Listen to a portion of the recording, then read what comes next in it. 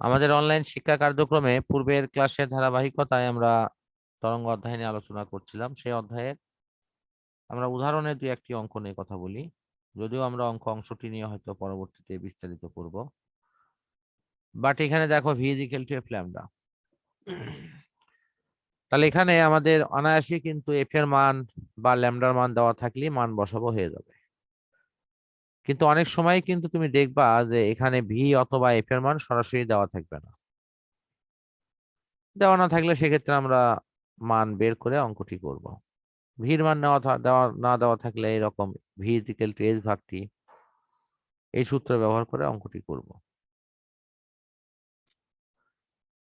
আবার যদি এফ এর মান দেওয়া না থাকে তাহলে হয়তো টির মান দেওয়া থাকবে, তাহলে এফ ইকুয়াল টু 1 ভাগ টি। ঠিক এভাবে কিন্তু আমরা বিষয়গুলোকে চিন্তা করতে পারি। এখানে আরেকটি অঙ্ক আছে,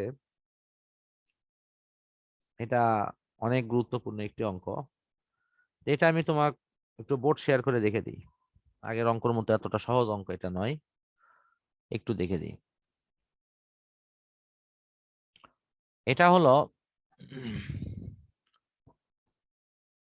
যে দুইটা ভিন্ন ভিন্ন মাধ্যম, সেই মাধ্যম দুটো কি কি? ধরো একটা এ মাধ্যম, একটা হলো বি মাধ্যম। এই মাধ্যমের তরঙ্গ দৈর্ঘ্য হলো ল্যামডা এ। এখানকার কম্পাঙ্ক এটি ওখানেও তাই এখানেও তাই। কারণটা কি? একই বস্তুই কাঁপতেছে। তাহলে তরঙ্গ দৈর্ঘ্য আলাদা হলো, একই হবে,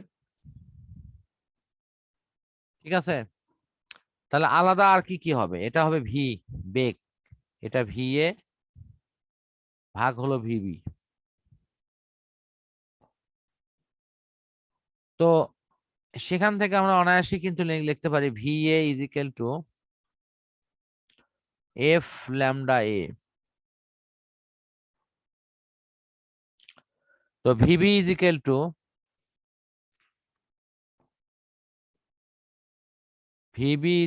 টু এফ ল্যামডা কি হবে?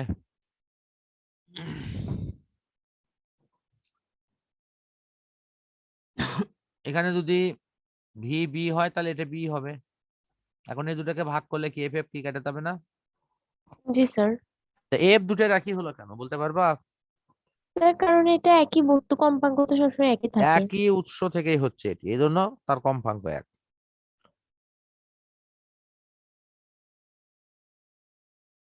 তো এই ব্যাপারটা আমাদের ক্লিয়ার করতে হবে।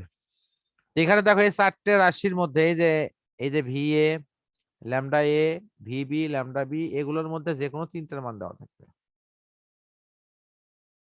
আমরা অনায়াসে কিন্তু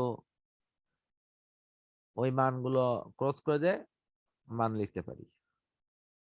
আমি এটা তোমার দেখে দিচ্ছি, তুমি এটা একবার দেখে নাও। এই যে এফটা কিন্তু কেটে যাচ্ছে, তারপরে বাকি তিনটার মান এখানে দেয়া আছে, খালি মান বসে দেওয়া, তাহলে কিন্তু অঙ্কটি হয়ে যাবে।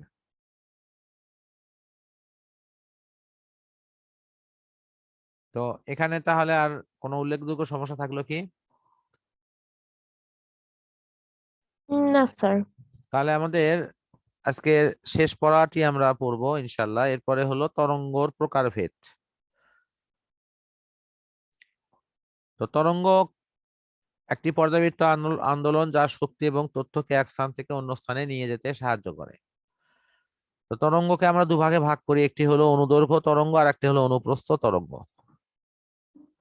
আমরা এখানে অনুপ্রস্থ তরঙ্গটা আগে পড়ছি। অনুপ্রস্থ তরঙ্গ হলো যে তরঙ্গের ক্ষেত্রে মাধ্যমের কণাগুলো তার তোমার লম্ব বরাবর অগ্রসর হবে না সমান্তরাল বরাবর অগ্রসর হবে, এটার উপর ভিত্তি করে কিন্তু নামগুলো দেয়া আছে। তো যখন তোমার মনে করো মাধ্যমের কণাগুলোর কম্পনটা সমকোণে হয়, তাহলে সেটি হবে হলো অনুপ্রস্থ। কথা বুঝছো কি? তাহলে মাধ্যমের কণাগুলোর কম্পন যখন সমকোণে তখন অনুপ্রস্থ, আর যখন সমান্তরালে তখন অনুদৈর্ঘ্য। আমরা একটু দেখি জি স্যার। এটার কম্পনটা আসলে কিভাবে কাজ করে।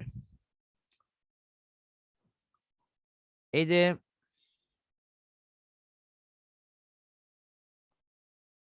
এইদিকে এখানে যদি মাধ্যমের কণাগুলো যদি এরকম এভাবে যদি হয়, তাহলে কণাগুলোর কম্পন কিন্তু খাড়া উপরের দিকে এবং নিচের দিকে। তাহলে এখানে কোণ কত ডিগ্রি সেটা দেখো, স্যার, এটা 180 না? হচ্ছে 360 ডিগ্রি। হ্যাঁ, না এই ওইটুকু এমনি খাড়া ভাবে তো যাওয়া আসা করছে, কথা বুঝছো কি? এই যে এটা তো খাড়া খাড়া বরাবর উপর দিকে আছে। জি স্যার। তাহলে উপর দিকে নিচের দিকে যখন ওই বায়ুর কণাগুলো যাওয়া আসা করবে, তখন এখানে কোণ কত ডিগ্রি হবে? 180 ডিগ্রি। না, স্যার, এটা হচ্ছে যে মাধ্যমের যখন আবার ফিরে কণাগুলো আমি আসতেছে। আবারও বলতেছি, মাধ্যমে ধরো এটা কণা, এই কণাটা উপরের দিকে যাচ্ছে, আবার উপর থেকে স্যার নিচের স্যার দিকে 0 ডিগ্রি। না না না, মাধ্যমের কণাগুলো যখন এইভাবে ইয়ে করবে, তাহলে শব্দের তরঙ্গ তো এইদিকে যাচ্ছে, ভালো করে দেখো, এই স্যার, তরঙ্গের কিসের দিকে, সাথে কোণ? মানে তরঙ্গের দিকের সাথে? ও আচ্ছা, ওটা তো তরঙ্গ 90 ডিগ্রি। দিকের জি সাথেই তো স্যার। কোণ তৈরি করবে, জি তাহলে স্যার। তো 90 ডিগ্রি কোণ তৈরি করবে। আর এই তরঙ্গটি যদি এরকম সংকোচন প্রসারণ এরিয়া নিয়ে হতো, ধরো এটা সংকোচন, তারপর আবার প্রসারণ, প্রসারণ, আবার সংকোচন, যদি এরকম হতো তাহলে এটি একবার এইদিকে, অনুদৈর্ঘ্য হতো। পরের বার এইদিকে এটি কাজ করবে। কথা বুঝতে পারছো কি? জি স্যার, বুঝতে পারছি। তাহলে এই সংকোচন প্রসারণও সামনের দিকে কিন্তু কাজ করবে। তো আশা করি এই সংকোচন প্রসারণের ক্ষেত্রে তাহলে আমরা এখানে মাধ্যমের কণাগুলো তার চলার দিকের সাথে সমান্তরালে কাঁপে। আর কথা ক্লিয়ার, বুঝছো তো? জি স্যার, বুঝতে আমরা পারছি। তরঙ্গকে দুই ভাগে ভাগ করছি, একটি অনুপ্রস্থ একটি অনুদৈর্ঘ্য। যদিও অনুপ্রস্থ অনুদৈর্ঘ্যের কিন্তু আরো নাম আছে, দ্বিকল তরঙ্গ সহ বেশ কিছু নাম কিন্তু আমাদের একই তরঙ্গের নাম দেয়া আছে। তো সেই তরঙ্গের ক্ষেত্রে মাধ্যমের কণাগুলো তরঙ্গের চলার দিকের সাথে কখনো সমকোণে কাঁপে, কখনো এটি সমান্তরালে কাঁপে। সমকোণে যখন কাঁপবে তখন কি? অনুপ্রস্থ। আর যখন সমান্তরালে কাঁপে তখন সংকোচন প্রসারণ এরিয়া তৈরি করবে, তখন হবে হলো অনুদৈর্ঘ্য। ক্লিয়ার, বুঝছো কি? জি স্যার, বুঝতে পারছি। আচ্ছা, তাহলে আমাদের এই আলোচনার মধ্য দিয়ে আজকের এই পড়াটি আমরা ইনশাল্লাহ শেষ করতে যাচ্ছি।